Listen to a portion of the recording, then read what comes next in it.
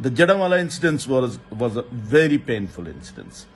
And let me cite here a covenant for the people of Jड़انوالہ and for all of us. In 625 AD, the Christians of St. Catherine Monastery of Sinai Desert, they came to the Holy Prophet himself and they sought protection.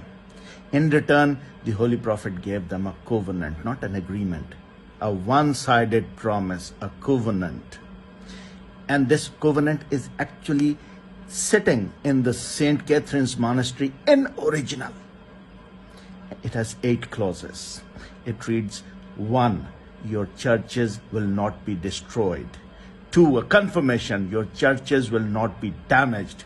3, your churches will not be robbed. 4, your judges will be allowed to make decisions as per your religion. 5, your priests will not be removed from the churches. 6, your women will not be forced into marriages with Muslims.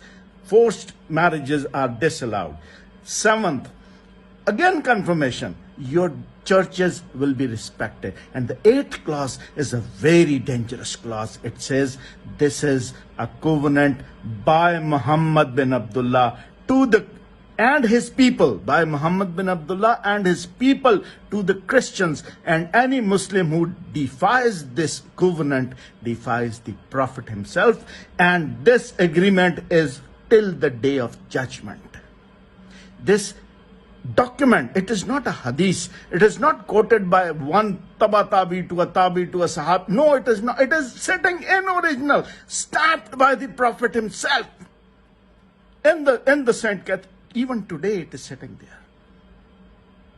Now, I am a very sinful person, probably a very lowly person on this God's earth, but I dare not defy this agreement. How can you do it? How can you do it?